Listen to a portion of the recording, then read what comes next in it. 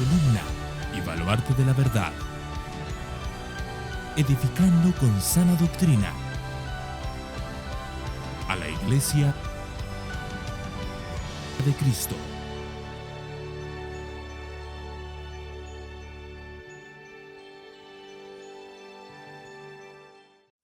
Y hoy tocaremos un tema quizá de todos los que hablaremos, el más delicado, el que menos conocen muchas personas y el que normalmente la mayoría de personas acaba diciendo que cada vez que se hace es fruto de falta de amor, falta de misericordia.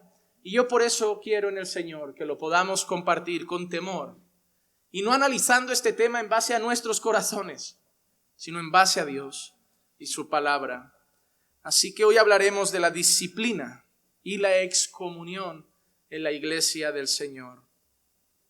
Y yo quiero que leamos un texto como base que está en el libro de Hebreos.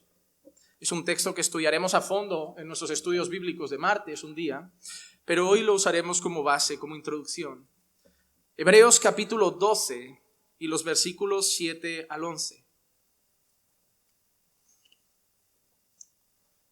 Hebreos capítulo 12 y los versículos 7 al 11. Dice así la palabra de Dios: es para vuestra corrección que sufrís. Dios os trata como a hijos, porque ¿qué hijo hay a quien su padre no discipline? Pero si estáis sin disciplina, de lo cual todos han sido hechos participantes, entonces sois hijos ilegítimos y no hijos verdaderos. Además, tuvimos padres terrenales para disciplinarlos y los respetábamos. Con cuánta más razón no estaremos sujetos al Padre de nuestros espíritus y viviremos. Porque ellos nos disciplinaban por pocos días como les parecía, pero Él nos disciplina para nuestro bien, para que participemos de su santidad. Al presente, ninguna disciplina parece ser causa de gozo, sino de tristeza. Sin embargo, a los que han sido ejercitados por medio de ella, les da después fruto apacible de justicia. Vamos a pedir la dirección de Dios para este mensaje, no solo para el predicador, sino para el corazón de todos los que lo van a escuchar. Padre, te pedimos, Señor, en esta hora, que nos ayudes, Señor, a ser fieles a tu palabra, a no exponerla con preconceptos, a no exponerla con ideas fijas de nuestra mente, sino en base a lo que está escrito. Abre nuestra mente y nuestro corazón para poder, Señor, aceptar tus verdades hoy, Señor. Y que tu Santo Espíritu ministre estas verdades en la vida de tu iglesia para que los podamos practicar de la manera justa y apropiada. Ayúdanos, Señor, a entender hoy tu palabra, Señor. Ayúdanos a ser convencidos de ella por tu Santo Espíritu. Y ayúdanos a que sea una realidad en la iglesia caminando por fe. Y en todas las iglesias que entiendan esta verdad también. Gracias, Padre, por todo. En el nombre de Jesús. Amén, amén y amén. Hermanos, nosotros iniciamos una serie hace ya varias semanas, más de un mes, un par de meses, porque veíamos lo que está pasando hoy aquí. Un montón de personas estaban llegando a esta iglesia. Muchísimas personas estaban llegando a esta congregación y teníamos conversaciones entre pasillos, en las despedidas con algunos, y sus expresiones, su manera de hablar, sus opiniones, sus pensamientos nos daban a entender que no tenían mucha idea de lo que era la iglesia. Muchas personas preguntaban ¿por qué en esta iglesia no se hace esto? ¿O por qué en esta iglesia se canta de esta manera? ¿O por qué en esta iglesia se practican estas cosas? ¿O por qué en esta iglesia hay esto o aquello? ¿O falta esto o aquello? Y veíamos, porque yo lo hacía de esa manera, cuando les preguntaba ¿pero por qué quieres que haya eso? No había una base bíblica. Venían de iglesias donde a lo mejor se hacían teatros o cosas y preguntaban por qué a lo mejor aquí no había teatro, no había grupo de danza, o no había, y le preguntamos, pero dime con la Biblia, ¿por qué debo ponerlo? O sea, enséñame con la palabra por qué eso debe estar. No me digas que David danzó. No me des algún versículo de los Salmos para decir que tengo que hacer un grupo de danza. Explícamelo con fundamento. Sobre todo explícamelo en base a la iglesia neotestamentaria, a la iglesia del Nuevo Pacto, porque si nos vamos al Antiguo Pacto para justificar cosas en la iglesia de hoy, vamos a tener sacerdotes. vamos a tener sacrificios, vamos a tener patriarcas, y no lo tenemos. Es como cuando alguna mujer te dice, yo creo en el pastorado femenino porque mira a Débora. Débora fue jueza, no fue pastora. Débora fue una excepción, no hubieron más Déboras. No fue una regla del Señor. He puesto a Débora y esto tiene que determinar que ahora las mujeres pueden pastorear la iglesia. Yo no veo eso. Fue una época oscura, una época de vergüenza del pueblo de Dios, una época de un pueblo de Dios rebelde, donde no estuvo solo Débora, sino varios jueces se fueron levantando. Y no hay mayor vergüenza para el pueblo de Dios que Dios ponga una jueza. Cuando los hombres debían regir al pueblo, Dios pone una jueza expresamente para avergonzarlos y humillarlos, no como una regla. Pero la gente busca versículos sueltos, especialmente el Antiguo Testamento, para justificar algunas cosas. Hermano, todo lo que se hace en la iglesia tiene que tener fundamento. No podemos hacer algo y decir, no lo hago o lo hago por esto o por aquello. Por eso, viendo esa situación, decidimos hacer esta serie sobre la iglesia. Serie para que aquellos que están llegando, aquellos que ya estamos, porque es bueno recordar estas verdades, se nos olvidan. A los creyentes se nos olvida lo que aprendemos. Pero también para los que están llegando y que muchos están decidiendo quedarse porque están apuntándose bastantes personas al curso de membresía, porque tenemos bastantes personas pendientes de presentar del antiguo curso de membresía. Hay mucha gente que viene y decide quedarse. El Señor está haciendo algo glorioso. Pero queremos crecer como una iglesia sólida. Si el día de mañana Dios nos bendice con el templo, no queremos una iglesia desordenada, una iglesia de gente que se divierte en el culto, que le gusta ir a la iglesia solo por reunirse con amigos. Queremos una iglesia que sea santa, que honre al Señor, que respete al Señor, que tenga cultos llenos de temor, de temblor, de reverencia, consagrados a Dios, para la gloria de Dios, conforme al modelo de Dios. Porque podemos quedar en un parque para divertirnos como iglesia. Podemos quedar en una cancha de fútbol para jugar un rato con hermanos de la iglesia. Pero esto es el culto. Esto no es la parte divertida de la historia. Este no es el momento de entretenernos. Este no es el momento de pasar un buen rato. Este es el momento más solemne y sagrado. Y hay que hacerlo conforme Dios demanda. Pablo en una ocasión le dice a Timoteo, para que sepas cómo conducirte en la iglesia del Dios viviente, en la casa de Dios. Columna y baluarte de la verdad. Pablo le da instrucciones a Timoteo para que sepa ¿qué? ¿Cómo conducirse dónde? En la iglesia. Timoteo, yo no te mando allí y ahora haz tu visión. No, yo te voy a dar instrucciones para que sepas cómo conducirte en la iglesia. Y esas instrucciones las aplicamos a nuestra vida. No eran consejos solo para Timoteo, eran consejos para la iglesia. La iglesia no elige cómo deben ser los pastores. La Biblia dice cómo deben ser los pastores. La iglesia no elige cómo deben ser los diáconos. La Biblia dice cómo deben ser los diáconos. La iglesia no dice cómo debe ser una mujer que se considere anciana. La Biblia dice cómo debe ser una mujer que se considere anciana. Y todo lo dice. ¿Para qué? Porque la iglesia ¿de quién es? Y Él decide cómo quiere las cosas en su iglesia, no en nuestra. Y eso es lo que tenemos que tener más claro. La iglesia no es nuestra, no es a gusto del consumidor, no es, pastor, ¿le parece si hacemos mimo? ¿Le parece si hacemos unos globos y jugamos este día para que la gente se conozca? No se trata de ti ni de mí. Si empezamos a ser creativos, cada uno tiene 1000 ideas y esto va a ser un no parar. La iglesia es de Él y Él quiere que se hagan las cosas a su manera. Entonces enseñamos lo que era la iglesia y empezamos a enseñar cosas importantes de la iglesia. La semana pasada hablábamos de la importancia de la membresía. Oye, y me encantó porque enseñamos sobre membresía y llegaron a la hora o a las 2 horas, llegaron correos electrónicos de personas queriendo ser miembro. Y me escribieron en algunos correos como diciendo, cuando preguntaste quién es tu pastor, yo no sabía qué decir. Cuando preguntaste cuál es tu iglesia, yo no sabía qué decir. Yo quiero ser parte, lo he entendido. Yo necesito estar comprometido con una iglesia local. Yo no puedo ir buscando que un pastor me atienda. Yo quiero que mi pastor me cuide. Porque hoy es la moda, ir por las iglesias llenos de problemas y depresiones. Pastor, quiero una visita. ¿Usted quién es? No, yo vine aquí por primera... Perdone, ve toda esta gente, ellos van primero. ¿Por qué? Porque ellos son los miembros de nuestra iglesia. Pero no, sí es justo. Sí es justo. Sí es justo. Mira el orden que Dios hace las cosas y dime si Dios no da prioridad primero a su pueblo y luego al resto. Es el modelo de Dios. Primero se empieza por casa. Incluso para la corrección, Dios empieza primero por casa. Y hoy vamos a hablar de un tema que es importante para la iglesia. Luego vendrán otros más sobre los oficios. Vamos a enseñar sobre los pastores. Creo que es el próximo mensaje de la serie sobre los pastores. Ahí será peligroso porque nos van a analizar mientras lo damos. Pero es importante. Si la iglesia considera que no cumplimos los requisitos, obviamente debemos ir fuera. Pero también será bueno para que el día de mañana alguien diga, pastor, yo veo al hermano como pastor el día de mañana. ¿Por qué? Un día me encontré una persona y me dijo, yo veo a ese hermano como pastor el día de mañana. ¿Por qué? Ama las almas. Y digo, ¿tú no? ¿Tú no? Me asusta si me dices eso. Me asusta si el que ame las almas entre nosotros ya es pastor. ¿Qué hace el resto de creyentes? No, pero él se preocupa por las almas. ¿Tú no? Ya, pero él predica la palabra. ¿Tú no?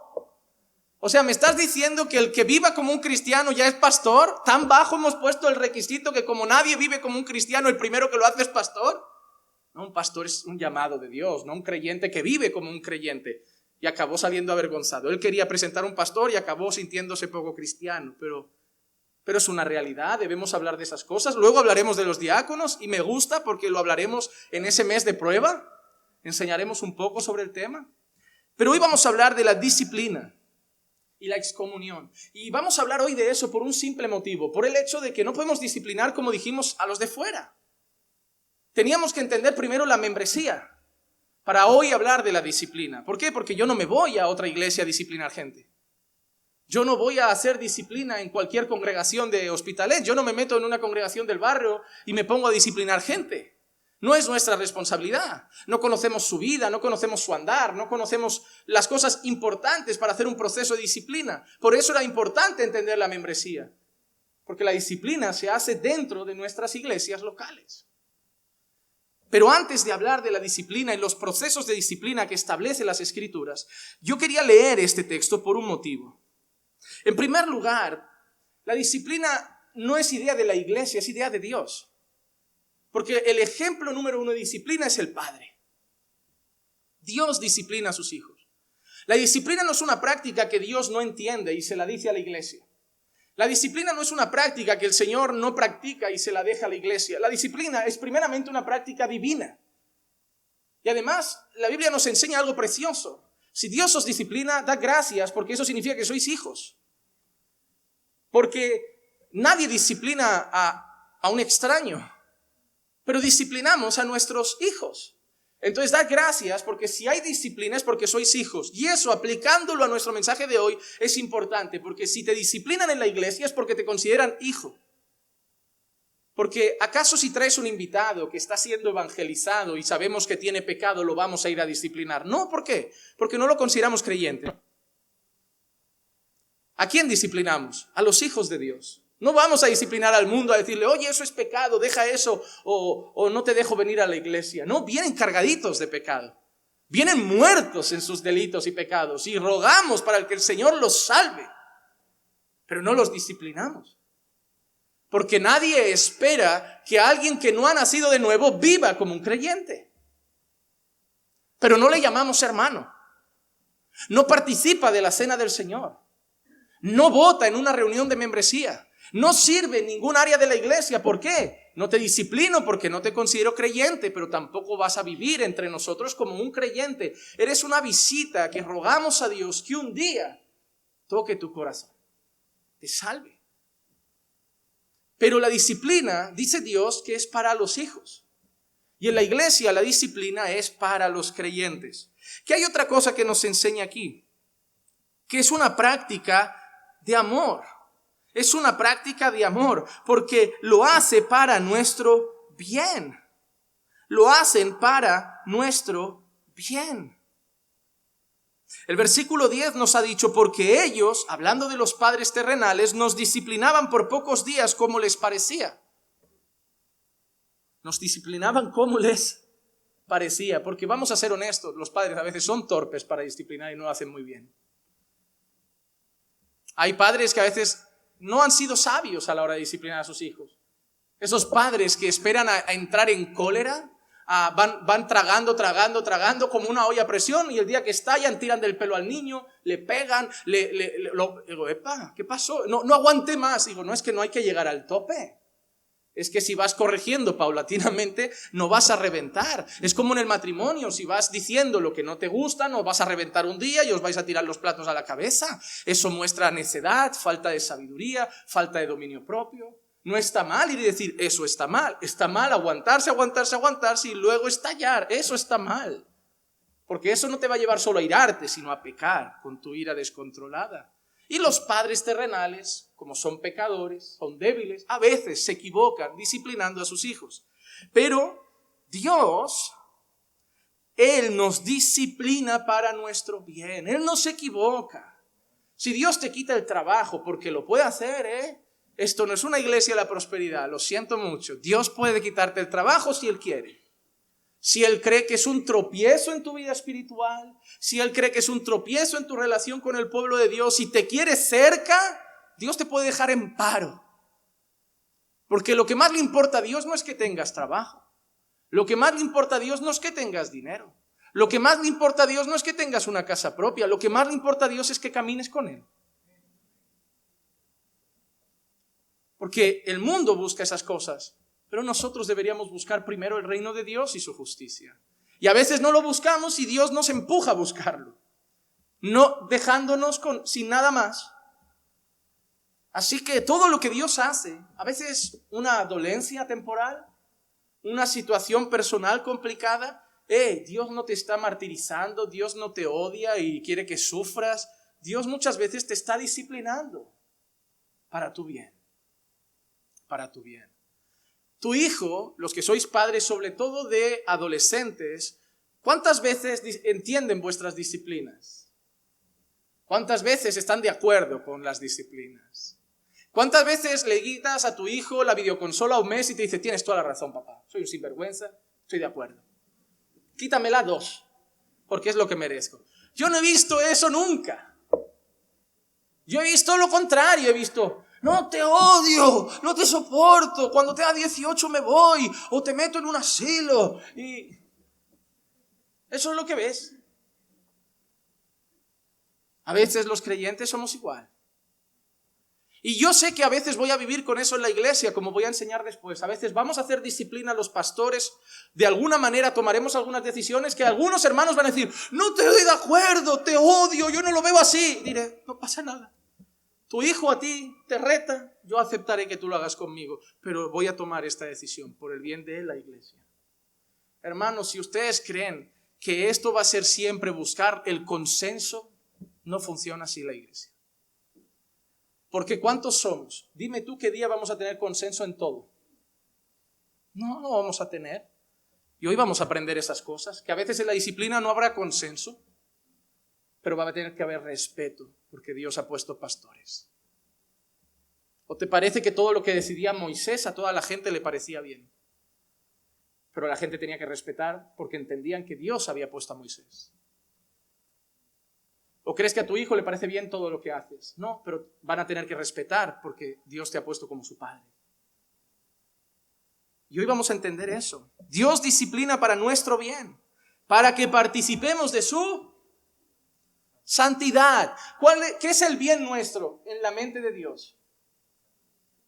No que tus sueños se cumplan, no que tengas mucho dinero en el banco. El mayor bien para tu vida, según Dios, es la santidad. Cuando la Biblia dice todo coopera para bien de aquellos que aman a Dios, se refiere a que todo coopera para que cada vez seamos más santos, para que cada vez seamos más como Jesús, para que cada vez seamos más humildes, para que cada vez seamos más mansos, para que cada vez tengamos un carácter más dócil, más paciencia. ¿Cuántas veces tenemos que aprender, pasando por el desierto, aprendemos a confiar más en Dios, a buscar más a Dios, a depender más de Dios? Porque somos así, a veces buscamos a Dios cuando entendemos que no tenemos nada más. Tendríamos que buscarlo antes, pero a veces es necesario perderlo todo para entender que Dios basta. Dios sabe cómo trata con el barro, porque Él es un perfecto alfarero. Así que lo hace para nuestro bien y para nuestra santidad. ¿Y qué produce eso en nosotros? Versículo 11, mucho gozo y alegría. Al parecer, en el presente, ninguna disciplina es causa de gozo. Sin embargo, sino de tristeza. Yo no veo a nadie gozoso. Pastor, qué alegría, el Señor me está pegando unos palos que me sientan. No, hermano. Vienen llorando, vienen rotos. Pero tú lo dejas en las manos de Dios porque es Dios. Al principio no es causa de gozo, sino de tristeza. Sin embargo, a los que son ejercitados por medio de ella, y eso es interesante, no todos, a los que son ejercitados por medio de ella. ¿A qué se refiere? A los que la aprovechan, a los que la usan para bien. Porque hay gente que en medio de la disciplina solo reclama, solo se queja, y ese no aprende nada. Pero hay gente que en medio de la disciplina agacha la cabeza, lo acepta humildemente y son moldeados por Dios. A esos, a los que son ejercitados por medio de ella, luego les da un fruto apacible de justicia. Así que en primer lugar, la disciplina es cosa de Dios. El primer ejemplo de disciplina es Dios. Segundo, lo hace para nuestro bien. La disciplina en la iglesia es para nuestro bien, para el bien de la iglesia. Tercero, la disciplina en la iglesia, como la disciplina de Dios, no sienta bien. No sienta bien. ¿O crees que cuando echaron al hermano de Corinto se fue dando palmas de alegría? No sienta bien. Cuarto, no produce gozo sino tristeza al principio. Quinto, es para bien de las personas. Sexto, ese bien significa que es para su santidad. Todo lo que hemos visto en Hebreos 12 es lo que queremos vivir cuando hay disciplina en la iglesia del Señor. Si un hermano peca y empezamos un proceso de disciplina en la iglesia, no es para hundirlo, es para que sea más santo, es para su bien, es para que esté mejor con el Señor. Cuando un hermano viene a la iglesia llorando y sufriendo por una causa de pecado, no es para abrazarle, intentar ponerle una tirita y olvidemos que hay pecado en medio, es para corregirle. Es para acompañarle en ese momento duro y difícil, buscando que sea más santo para el Señor. Y viendo esto como introducción, vamos a entender los modelos bíblicos de disciplina. Pero quiero decir una cosa. Hay gente que todavía no ha crecido en madurez y sabiduría, que cree que lo que dice la Biblia es la regla perfecta de todo tiene que ser según ese mismo proceso. Y por eso, como hay gente que cree, no, pero es que tiene que haber este paso, este paso, este paso, este paso, este paso. La pregunta es sí, siempre. No. Y por eso hoy no traigo un escenario. Traigo dos. Para que veamos un modelo de disciplina enseñado por Jesús y luego una acción de disciplina enseñada por Pablo. Que son totalmente diferentes. Y nadie me va a decir, Pablo lo hizo mal. Nadie me va a decir, Pablo se saltó el proceso. No. Porque lo que la Biblia nos ofrece son modelos, pero la Biblia también nos ha dado sabiduría. Te voy a dar un ejemplo antes de entrar en la palabra. Imagínate que en esta iglesia un matrimonio de nuestros hermanos se divorcia. ¿Ok? Se divorcia. Y los dos son miembros de la iglesia. ¿A quién queremos más? A los dos. Pero en su rebeldía y en su divorcio deciden casarse cada uno con otra persona. Y ahora los dos quieren venir a la iglesia con sus respectivos nuevos maridos y esposas. Como pastores deberíamos celebrar la llegada de los cuatro, ahora con su tropa de niños y todo. Tenemos que hacer que sepan sentarse en la misma fila y celebrar al Señor juntos, respetando sus nuevos matrimonios. ¿Crees que es lo más prudente? ¿Es falta de amor decir que no conviene que congreguen aquí? ¿Es falta de amor decir creo más prudente que uno de las dos se vaya? ¿Es falta de amor decir no estamos de acuerdo con eso, creo que solo hay pecado y preferimos que congreguéis en otro lugar porque esto no es del Señor? No es falta de amor, porque hay gente que cree que si no te los tragas otra vez es falta de amor. No, hermano, la disciplina no solo tiene que implicar amor, sabiduría, prudencia, sensatez. Lo que pasa que normalmente, como no somos la persona herida, lo vemos de otra manera. Queremos que la persona herida se los coma con patatas. Queremos que esa esposa a la que han cambiado por un amante aguante a su marido porque eso es amor y misericordia. Claro, no eres tú al que han herido. Y yo no deseo mal a esas personas, pero yo no creo que sea prudente. Esa persona que congrega aquí, cada vez que ve al marido con la amante, se va a romper en pedazos. Va a afectar a su vida espiritual. Además ha sido abandonada por el marido. ¿Qué culpa tiene esa persona? Esa tiene que seguir cargando con eso porque algunos dicen que tiene que ser misericordiosa. No, eso no es prudente. Eso muestra que no amamos a esa persona. Pero ¿saben por qué? Porque nos falta mucha empatía. Porque como no es a mí al que han herido, la disciplina requiere amor, claro, misericordia, claro, pero muchas veces decisiones sabias y prudentes. No mandas a esa persona a decir, vosotros al infierno. No, pero les dices, mejor por otro lado, para que haya paz, armonía, porque a veces debemos buscar la paz. Entonces, entendiendo un caso tan delicado como ese, porque normalmente no pensamos de esa manera, vamos a ver los distintos escenarios. Escenario número 1, descrito por el Señor Jesucristo. Mateo capítulo 18, versículo 15 al 18. Y si tu hermano peca, ve y repréndelo a solas. Quiero hacer un inciso. Si tú usas Reina Valera 1960 y la tienes ahí a mano, probablemente pones si tu hermano peca contra ti. El texto original griego no tiene ese inciso de contra ti. La interpretación que se le dio y la adaptación al castellano fue de esa manera, pero el texto original limitaba una acción de pecado del hermano, no de contra ti. Porque ¿qué pasa si yo veo al hermano viendo pornografía? ¿No es contra mí? Si yo veo al hermano pegando a otro hermano, ¿no es contra mí? Pero eso no es lo que dice Jesús. No, Jesús no está diciendo, solo hay disciplina cuando tú eres el herido. No, el texto original es este. Para mí, la traducción de la Biblia de las Américas es mucho más fiel en ese sentido. Si tu hermano peca, ve y repréndelo a solas. Es decir, si tu hermano peca y tú lo sabes, no corras al pastor a chismear. No corras a otro hermano con el cuento de que hay que orar por el hermano porque sé que está haciendo eso. Ve tú que lo has visto y repréndelo a solas. ¿Por qué es el primer paso? Porque lo primero que está guardando el Señor es la imagen del hermano. El Señor no quiere que salga en las noticias de las 4. El Señor no quiere que hagamos aquí el programa de Sálvame y destripemos unos a otros públicamente o en corrillo. Lo primero que quiero es que si esto puede quedar entre el hermano y yo y se arregla con Dios, mucho mejor. Porque no quiero que el hermano pase vergüenza, no quiero que el hermano sufra, no quiero que la gente inmadura ya le ponga una etiqueta en la cabeza. Vamos a ir paso a paso. Por eso, si yo sé que mi hermano peca, no voy al pastor directamente y le digo, pastor, quiero contarle algo. El otro día estaba y vi que una hermana habló mal de la iglesia. ¿Qué hiciste? Es que no me animé, pastor. ¡Mal!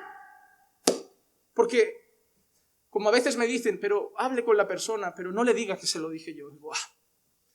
Digo, no estamos en una iglesia de estas denominaciones raras que puedo llegar a persona y decir, ¿sabe qué? Dios me reveló. Tuve un sueño y te vi con serpientes saliendo de tu boca.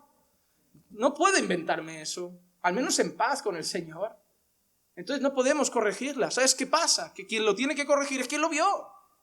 Si tú estás en la mesa y tu hermano peca, hermano, mira, te quiero decir en intimidad, lo que estuviste diciendo no es del Señor. No está bien hablar de nuestros hermanos, no está bien hablar de nuestros pastores, no está bien hablar de nuestra iglesia. Ahí se queda, esperando que esa persona se sienta mal por su pecado, se arrepienta y no lo vuelva a hacer. Claro, si te sientas otra vez en la mesa otro día y el hermano vuelve a pecar, ahí sigue el proceso. Primero, ve y repréndelo a solas. Si te escucha, haz gloria a Dios. ¿Cuál es la finalidad? ¿Qué deseamos con la primera reprensión? Arrepentimiento y abandono de pecado. Si te escucha, has ganado a tu hermano. Número 2. Pero si no te escucha, lleva contigo a 1 o 2 más para que toda palabra sea confirmada por boca de 2 o 3 testigos. El proceso se pone más intenso. Si vemos que el hermano sigue en su pecado, es decir, a lo mejor en otra mesa vuelve a hacer otro comentario negativo, ya no se lo digo solo. Voy con 2 o 3 hermanos y les digo, mira, hermano o hermana, esto que estás haciendo está mal. Esto es pecado a los ojos de Dios, esto ofende a Dios. O si es otro pecado, no vamos a ir citando categorías, pero si sé que está en una relación de noviazgo y no está bien llevada, si sé que está en algún caso de inmoralidad sexual, que sé que está en un caso ilegal, con impuestos, con la ley, algo malo, yo voy. Si no se arrepiente, voy con 2 o 3 testigos. ¿Por qué? ¿Para que se sienta peor? No, para intentar presionarle más. ¿En qué dirección? Hermano, ya no soy yo solo que quiere que te arrepientas. Nosotros queremos que te arrepientas. Hermano, te amamos. Repito, queremos tu bien, ¿verdad? Y tu bien significa queremos tu santificación, ¿verdad? Necesitamos que dejes ese pecado. Estás destrozando tu santificación. No te estás haciendo bien.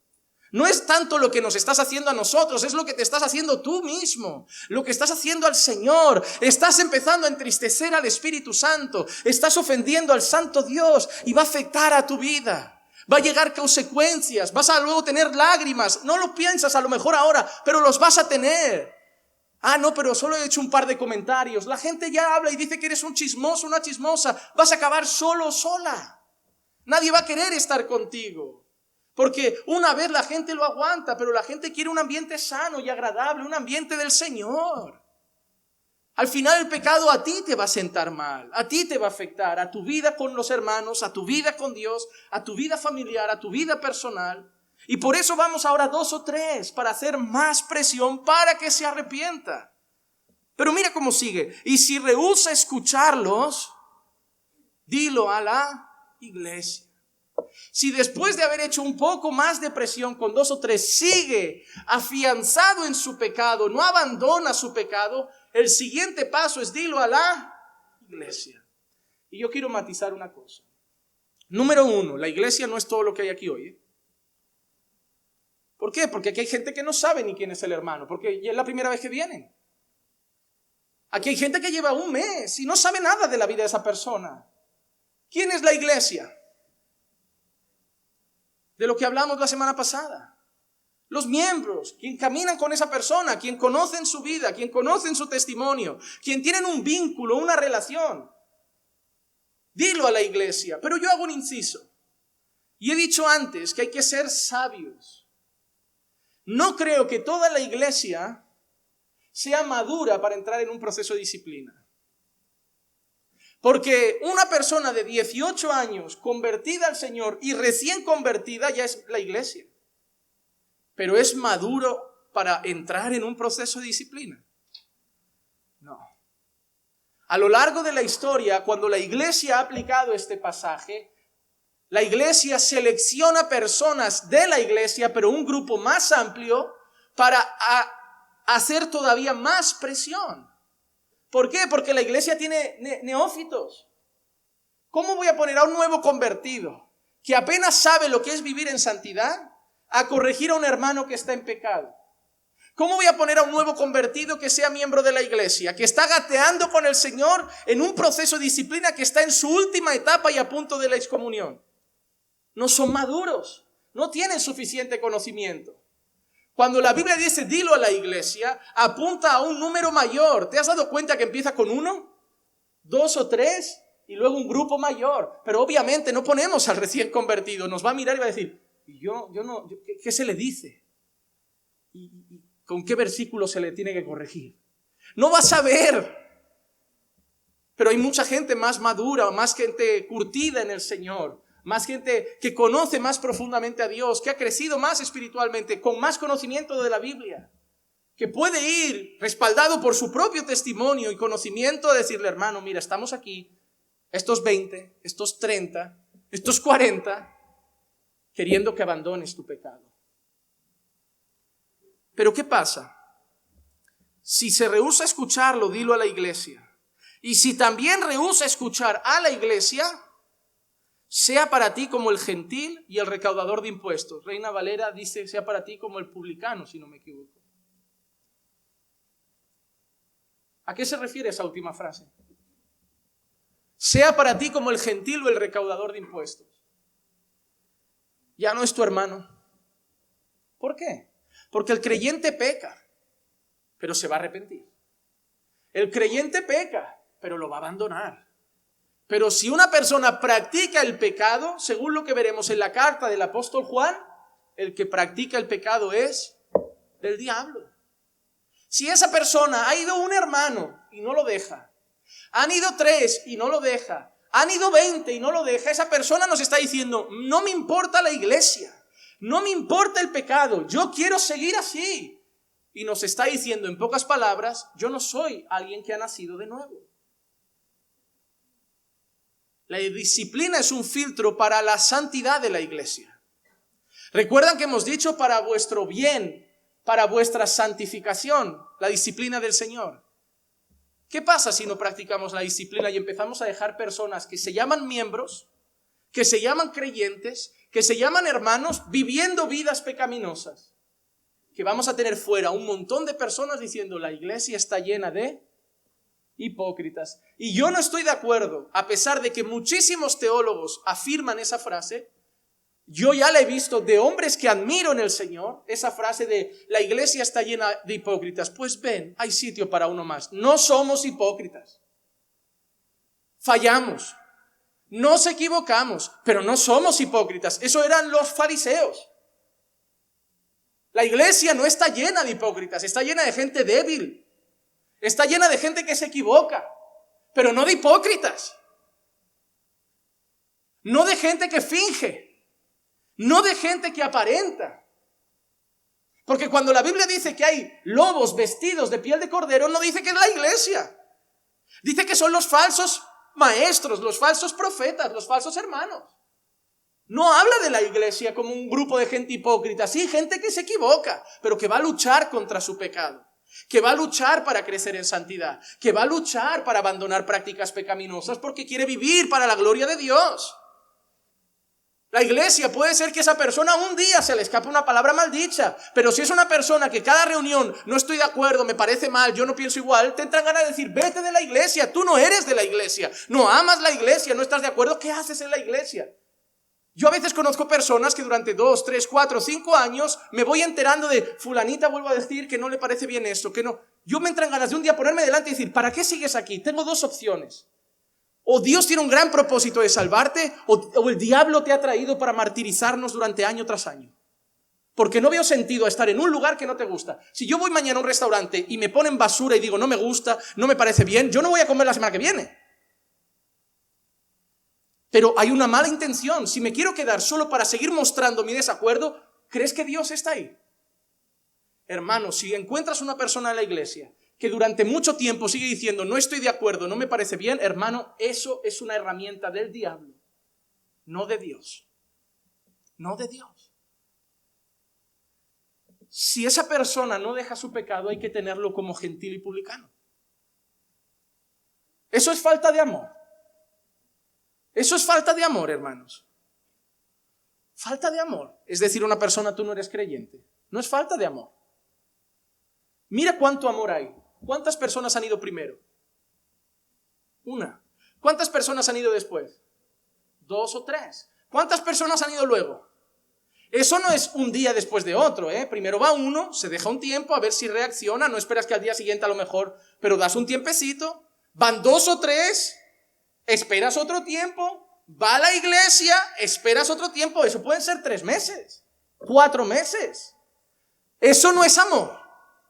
Ir detrás de una persona para que se arrepienta, ir detrás de una persona para que se santifique, ir detrás de una persona. Tenemos mucho que hacer en la vida, tenemos muchas cosas que solucionar, tenemos nuestros propios problemas personales, pero tienes a un grupo de personas volcada en ti por tu bien espiritual. Eso no es amor.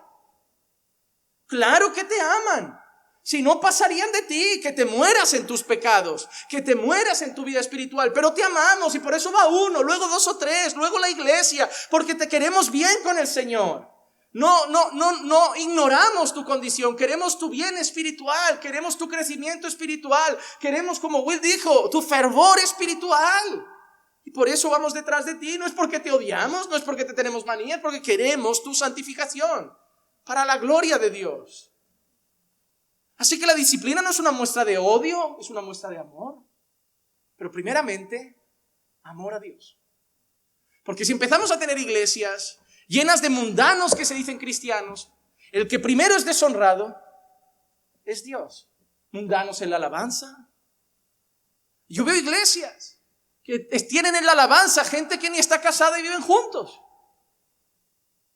Gente que está sirviendo la cena del Señor en pecado. Gente que sube a participar del púlpito en pecado. Y pastores que te dicen, ya Dios los cambiará. Es que así están más cerca de nosotros. Y tenemos iglesias con un montón de personas que afirman ser cristianas, pero son mundanas. Porque donde no hay disciplina, no hay santificación de la iglesia. Y cuando la gente venga a este lugar, debemos conseguir no que vean una iglesia perfecta, no que vean una iglesia sin defecto, pero una iglesia que lucha por vivir en santidad. Hermano, hay que ser honestos con nuestra profesión de fe. Hay que ser honestos. Hay que vivir conforme a lo que creemos. La Biblia está llena de frases así: para que viváis conforme a vuestro llamamiento, para que viváis la vida digna del evangelio. Ya no sois las mismas personas y se tiene que ver en vuestra vida. La gente debe notar que vuestro carácter ya no es que, ay pastor, es que tengo un carácter fuerte. Tenías. Lo vamos a matar en ayuno y oración. Es que los españoles tenemos un carácter fuerte. Es que los rusos tenemos... Me importa ruso, polaco o de Checoslovaquia o del Polo Norte. Ahora dominio propio. Ahora mansedumbre. Ahora paciencia. Porque ahora no es tu bandera. Ahora es el fruto del Espíritu. A mí no soporto cuando la gente me dice, tengo un carácter... No, tú tienes que tener el de Cristo. Yo también tenía un carácter muy fuerte. Yo también era una persona gritona y por eso solo aprovecho para desquitarme en el púlpito. Sí, yo tengo una ventaja. Me desahogo aquí. Pero no puedo vivir toda la vida contestando a gritos a mi esposa. No puedo vivir toda la vida en una casa donde nos alzamos la voz. ¿Esa es la casa que Cristo quiere? No importa lo que me enseñó mi padre. No importa lo que me enseñó mi país. Yo tengo que ser lo que Cristo dice que debo ser. No somos una iglesia perfecta, pero somos una iglesia que va a luchar por perfeccionarse cada día. Hermano, yo no soy perfecto, pero cada mañana me levanto y pido al Señor, ayúdame a tener hoy un día perfecto para ti. Un día en que no peque con una palabra, con un pensamiento, con una acción.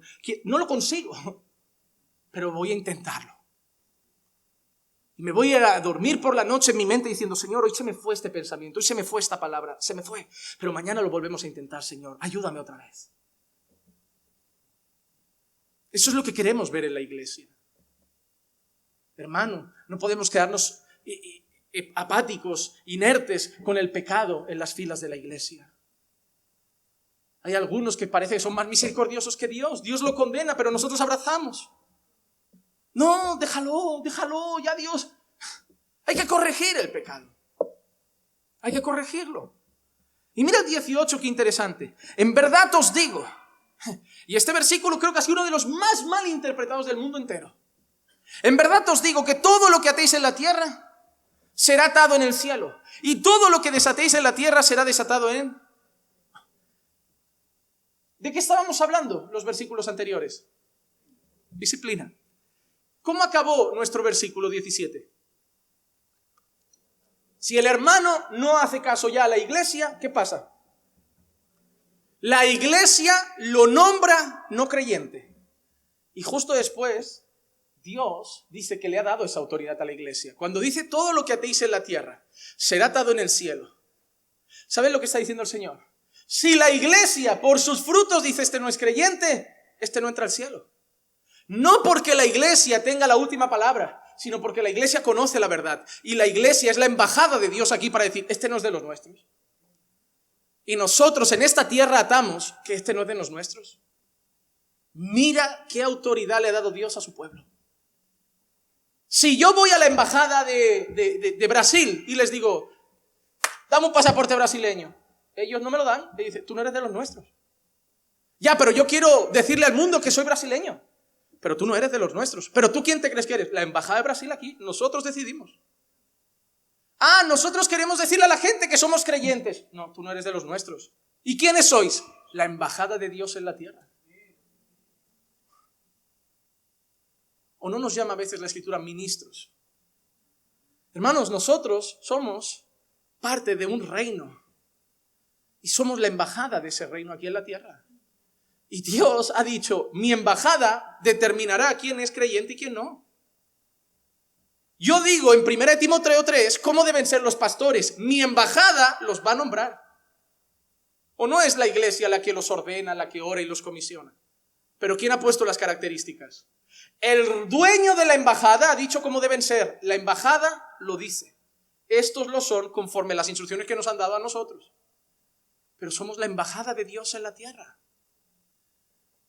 Y no le quitamos el pasaporte a la gente rápido.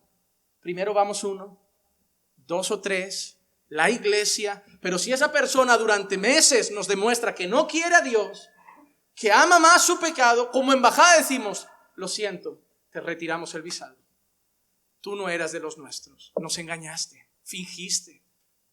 Entienden el proceso de disciplina lo importante que es. Primero para cuidar la vida espiritual de la persona, pero también para cuidar la santidad de Dios y la santidad del pueblo de Dios. Oye, los púlpitos están llenos de payasos, no de pastores. Llenos de gente arrogante, dictadores, que se creen dueños de iglesia y que viven a costa de la iglesia, que se enriquecen a costa de la iglesia. Hombres que se compran mansiones y yates a costa de la iglesia. Esos son pastores del Señor.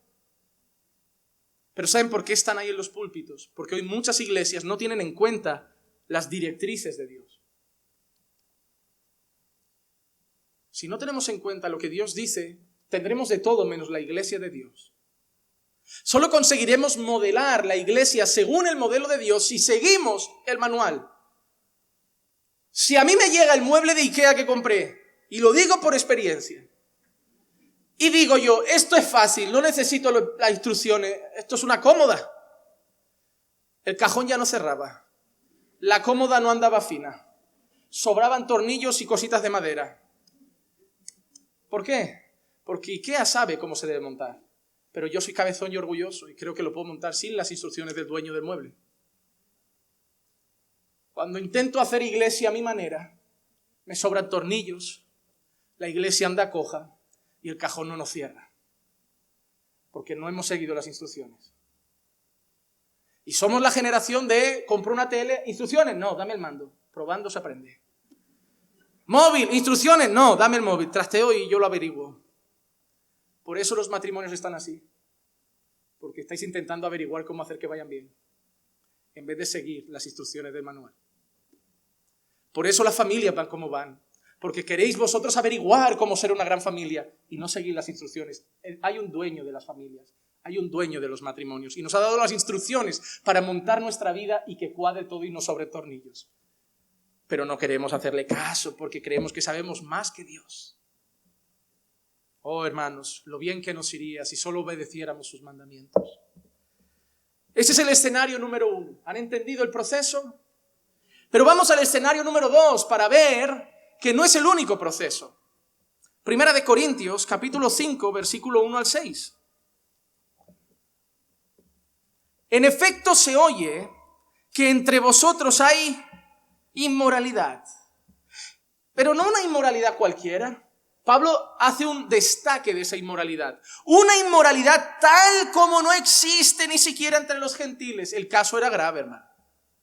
El caso no era un hermano que había tenido un caso propio de fornicación o se había tocado o había hecho algo. Era un caso grave, porque Pablo hace un inciso. Una inmoralidad que ni se ve entre los gentiles. Pablo dice un caso que ni en el mundo encontramos ya de eso. Qué grave. Al extremo, y ahí Pablo describe el caso, al extremo de que alguno tiene, mira lo que dice, a la mujer de su padre. ¡Wow! Eso no es un pecado cualquiera. Pablo lo describe como un caso que no se veía ni en el mundo. Y ha pasado en la iglesia. Uno tiene la mujer de su padre.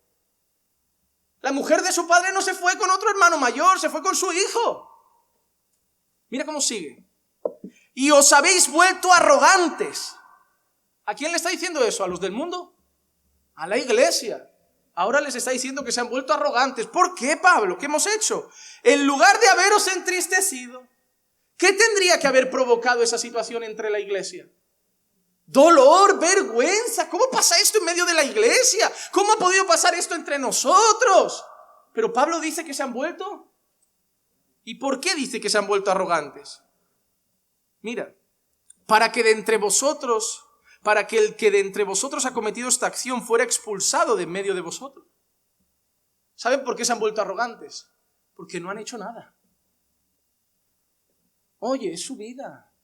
Ya Dios lo tratará. Y Pablo dice, ¿cómo ya Dios lo tratará? Pero esta es la iglesia. ¿Qué imagen damos al mundo? ¿Cómo va a ver el mundo la iglesia? Diciendo, oye, en la iglesia también se puede eso. La gente hace eso y sigue siendo creyente y participando de la cena del Señor. Pablo dice, no habéis hecho nada con el pecado. Pues mira qué dice Pablo, versículo 3. Pues yo por mi parte, aunque ausente en el cuerpo, Pablo ni estaba ahí, lo escribió por carta. Pero presente en espíritu, como si estuviera presente, ya he juzgado al que cometió tal acción. La iglesia había hecho algo, pero Pablo determina juicio. ¿Y cuál es? Versículo 4. En el nombre de nuestro Señor Jesús, cuando vosotros estéis reunidos y yo con vosotros en espíritu, con el poder de nuestro Señor Jesús, entregad a ese tal a Satanás para la destrucción de su carne, a fin de que su espíritu sea salvo en el día del Señor. ¿Qué ha dicho Pablo? Que vaya uno primero. Y si no hace caso, que vayan 2 o 3. Y si no hace caso, que vayan unos cuantos más. Y si no hace caso, ¿qué ha hecho Pablo, hermano?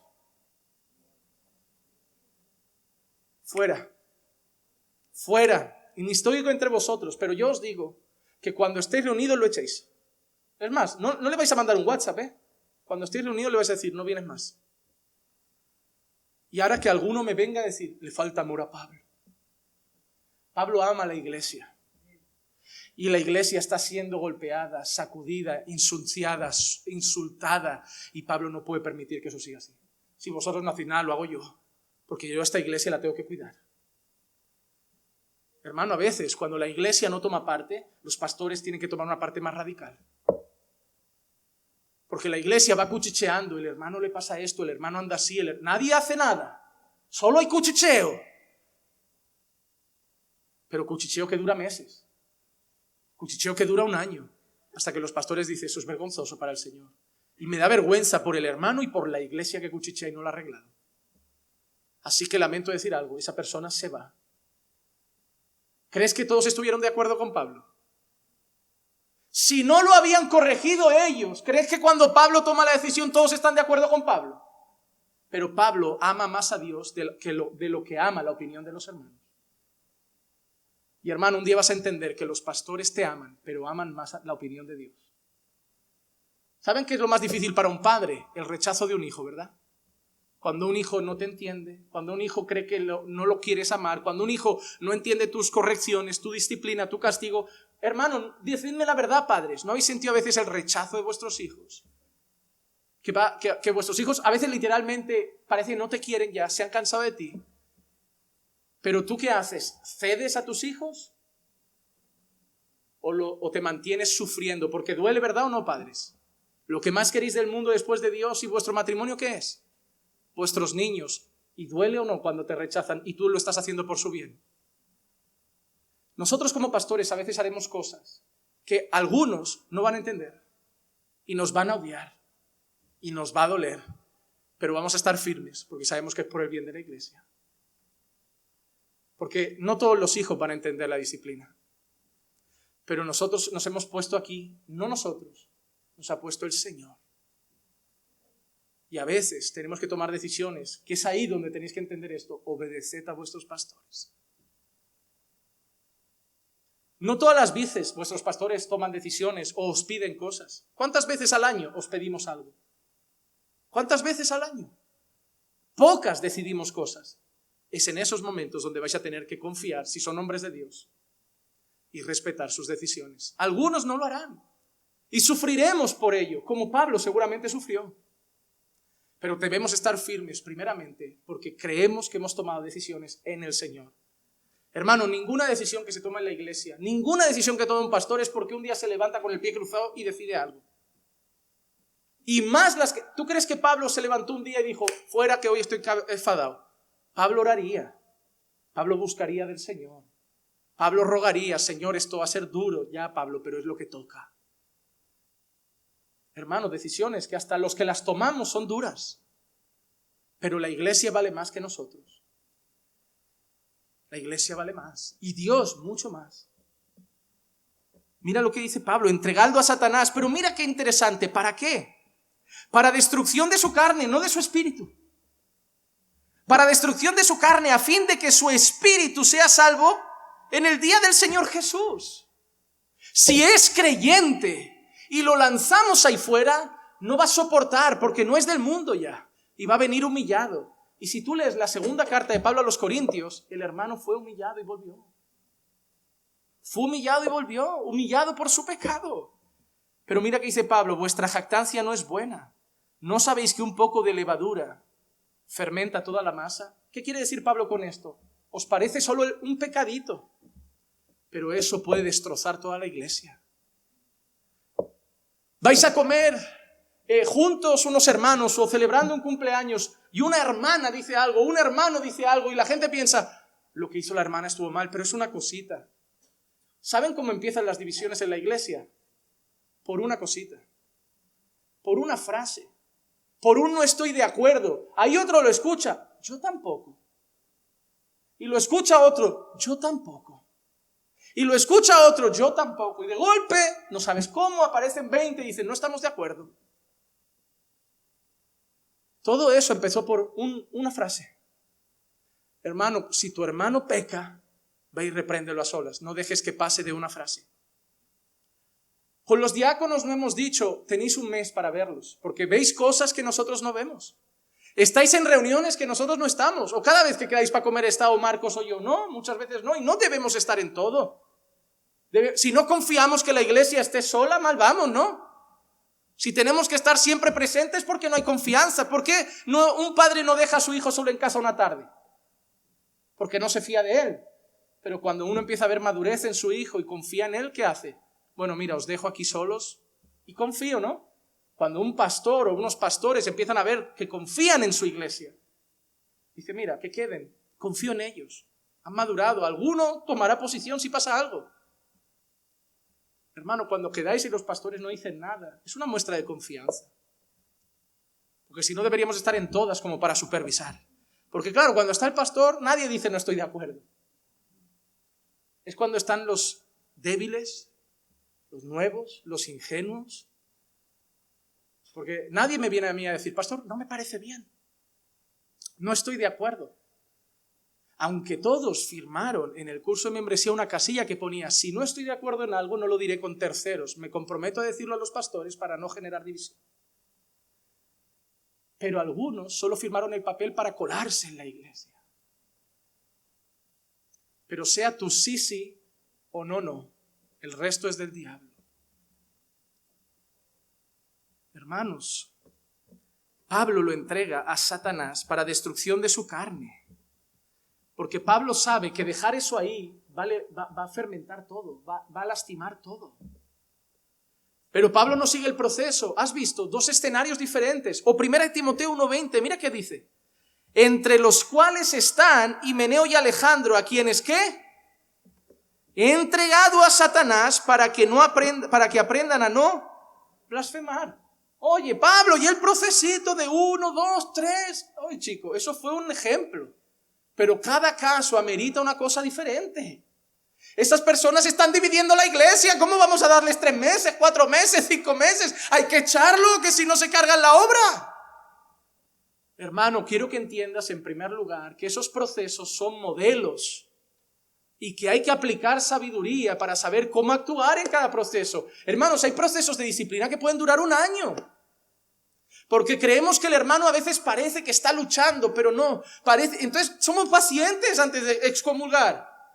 Pero hay procesos de disciplina que van a durar 3 meses y hay otros que van a ser entregando a Satanás. No es solo una regla, son modelos que requieren también sabiduría. Ver. No sois los padres, y en esto de disciplina lo voy a comparar mucho con los pastores, que veis un poco más allá que vuestros hijos. Si sigues con esas amistades, si sigues con ese muchacho, Y tu hijo no, tu hijo es más listo que tú. No, mamá no me entiende, mamá no lo conoce. Pero tú ya ves el guantazo que se va a dar allá. Los pastores a veces somos así. Tú ves lo de ahora. El pastor ve el guantazo que se va a dar la iglesia más allá.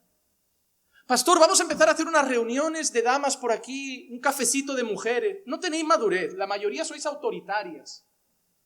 La mayoría no sois mujeres todavía ejemplares, como mujeres de Dios, y vais a hacer cafecito. De ahí no sale nada bueno. No, pastor, solo hablamos de la palabra, de momento. Yo ya veo el guantazo que se va a dar la iglesia más allá, y nos va a dar un trabajo. Pero algunos piensan, no estoy de acuerdo con el pastor, ¿qué tiene de malo? ¿Qué? A veces os veo y algunos sois como adolescentes. Y lo peor es que cuando os dais el guantazo en vuestra vida, es una cosa. Pero cuando se lo dais a la iglesia, dejadme recordar algo que nunca debemos olvidar. Vais a estar delante del Señor de la iglesia. Y cuando el Señor de la iglesia te pregunte, ¿te acuerdas esas reuniones que te dijeron, no es bueno que las hagáis? Ahora no. Y tú la hiciste. Y esa hermana se levantó y dijo, y se rebeló, y pasó, y se lió todo aquello. Tocaste mi iglesia, no el pastor, mi iglesia. Hermano, debería darnos temor. Prefiero ser prudente y decir, yo no quiero ese día estar con miedo del Señor de la iglesia. Hemos visto esos escenarios, pero ahora vamos a ver una cosa. ¿Cuál debe ser nuestra actitud en la disciplina? Y ahora voy a arrancar más rápido en las siguientes partes, porque es un mensaje que quería acelerar en lo primero, dar una explicación amplia y ahora un poco más acelerada. La disciplina requiere la correcta actitud. No se disciplina a la gente con una Biblia y, hermano, estás en pecado. No se va así por la vida. A pesar de que yo tengo un garrote en mi despacho, es solo simbólico. Es simbólico. Me lo encontré un día y vi bien dejarlo ahí. La primera cosa es que la disciplina se debe hacer con mansedumbre. No queremos matarlos, no queremos destrozarlos, no queremos que se vayan ya de la noche a la mañana, no queremos que se sientan basura. Sí, queremos que se arrepientan, pero son nuestros hermanos. Debemos hacerlo con mansedumbre. Gálatas 6, 1, 2. Hermano, aun si alguno es sorprendido en alguna falta, si alguno es sorprendido en alguna, eso es la misma frase. Si tu hermano lo ves que peca, mira qué dice. Vosotros que sois... Uy, hermano, ojo, que no tiene que ir cualquiera. No tiene que ir cualquiera. Mira a quién apunta Pablo. Vosotros que sois espirituales. Y esa expresión de Pablo está aludiendo a creyentes maduros. ¿Cómo va a ir un bebé en la fe a disciplinar a alguien? No sabe ni cómo hacerlo, ni qué palabras decirle, ni qué textos bíblicos ponerle delante. Vosotros que sois espirituales, mira qué dice. ¿Qué debemos hacer si vemos a alguien que tiene una falta? Restaurarlo. No matarlo, no destruirlo. Restaurarlo. ¿Cómo? Con un espíritu de mansedumbre. Con mansedumbre, no con agresividad, no con ira, no con soberbia, no con arrogancia, con mansedumbre. Pero mira qué actitud además, mirándote a ti mismo primero. No sea que tú también seas tentado. Esa mirándote a ti mismo primero me hace pensar en aquella frase que dice que antes de querer quitar la paja del ojo ajeno, primero quítate la viga. Eso no está diciendo que no vayas a quitar la paja del ojo ajeno, pero está diciendo que te mires tú primero. Porque si todos vamos a quitar la paja del ojo ajeno y nos olvidamos que en nuestro ojo también hay, vamos a ir con arrogancia. Pero si vamos a quitar la paja del ojo ajeno, mirándonos a nosotros primero, iremos con humildad. Iremos a decir, hermano, yo sé que no soy perfecto, pero eso no te hace bien. Y yo quiero lo mejor para ti. Y justo después dice, llevad los unos las cargas de los otros y cumplid así la ley de Cristo. Esos pecados son cargas para ti y tenemos que llevarlos juntos. Hermanos, si hay aquí en esta sala un hermano que tiene una lucha con un pecado, que está siendo tentado en alguna área de su vida y eres hermano, déjanos llevar esas cargas contigo. El peor error de los hombres es la arrogancia de pensar que venceremos solos nuestras tentaciones, que venceremos solos nuestros pecados. Y luego te das cuenta que te vas cavando un pozo más hondo. Y cuando lo confiesas ya parece que no se puede ni salir. Hay una frase que siempre enseño a los jóvenes cuando los discipulo y es esta: tentaciones confesadas muchas veces son pecados no confesados.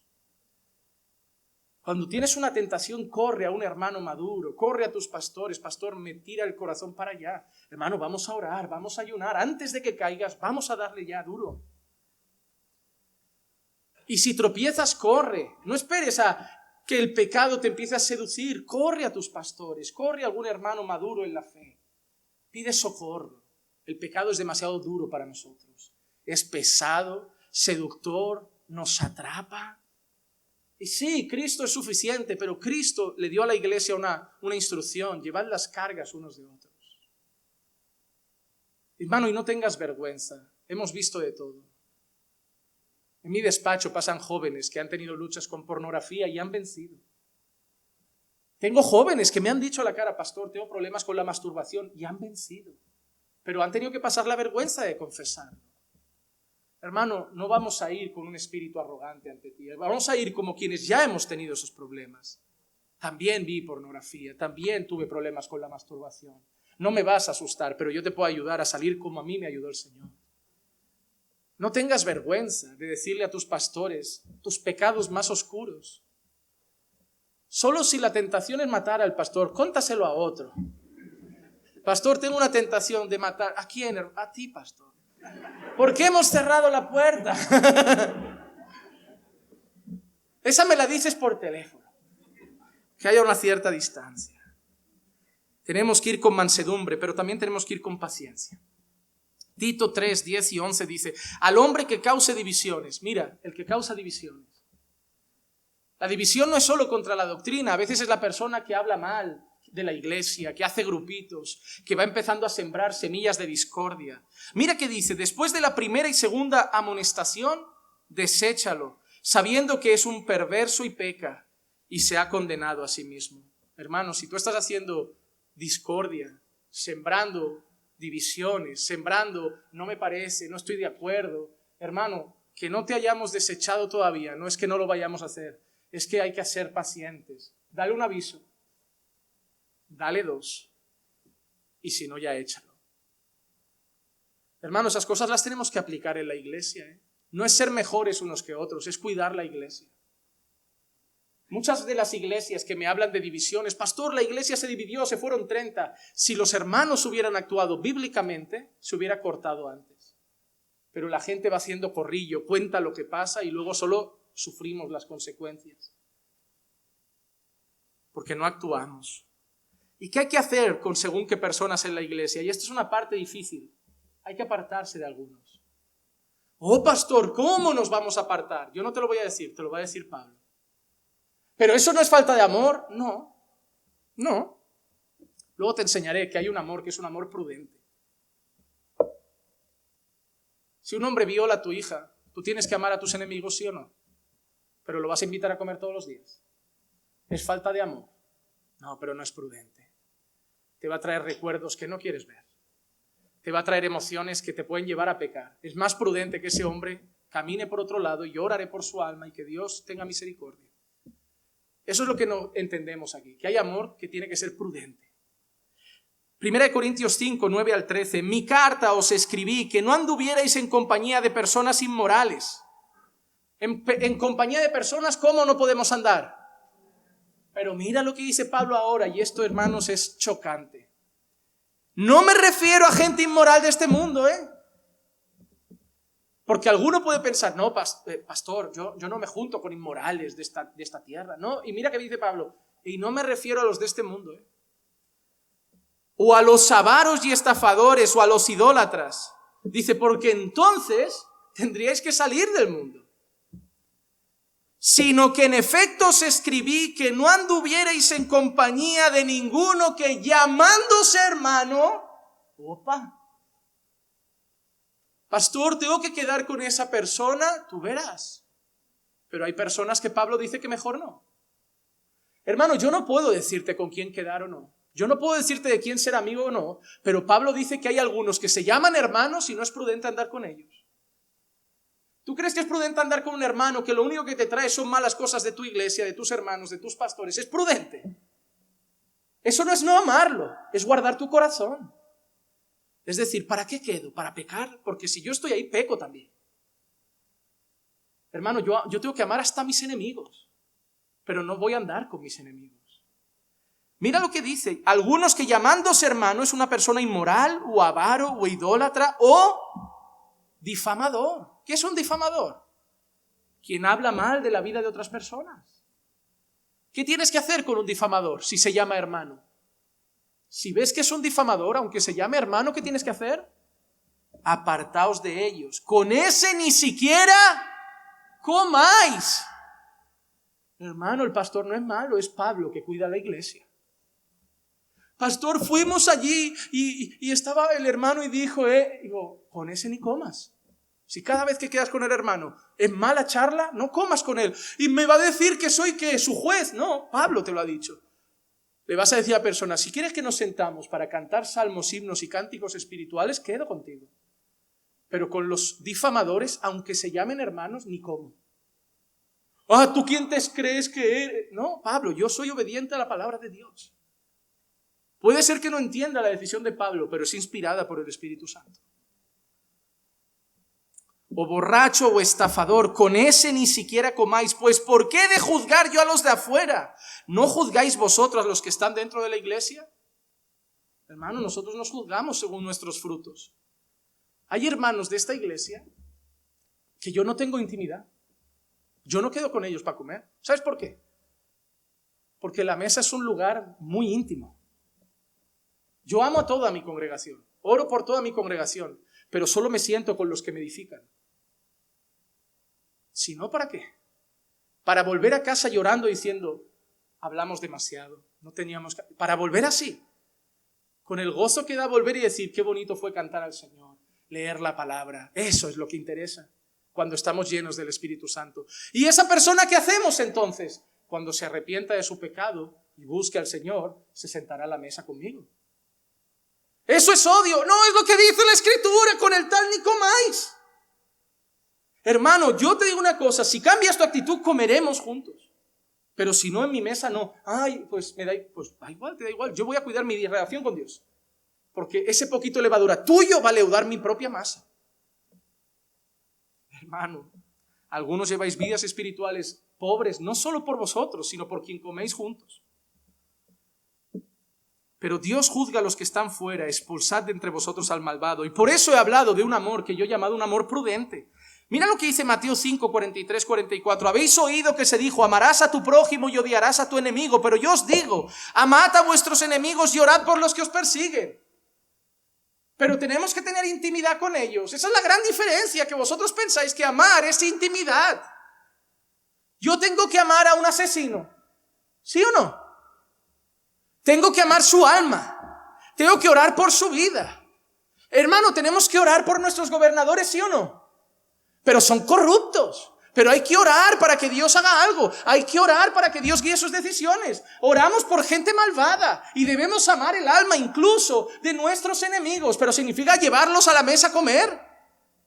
Amar no es caminar juntos siempre. Y eso no es falta de amor o misericordia. Es que a veces hay que ser prudentes. Y por falta de prudencia, porque algunos creéis que sois más buenos que Dios, luego acabáis pecando. No, hay que ser selectivos a veces. Proverbios 16, 28. El hombre perverso provoca contiendas y el chismoso separa a los mejores amigos. Pero yo te digo, ¿hay que amar el alma del hombre perverso? ¿Hay que amar el alma del chismoso, pero se queda con él? No. Amar no es siempre caminar juntos. Hay que ser sabios y hay que ser prudentes. Y mira qué interesante. Y termino ya con 2 textos y ya me voy. Porque tenéis hambre, y yo también. En las decisiones de disciplina, a veces no hay consenso. 2 Corintios 2:6. Cuando ese hermano había vuelto, arrepentido y humillado por su pecado, mira que dice Pablo, es suficiente para tal persona ese castigo que le fue impuesto por la mayoría.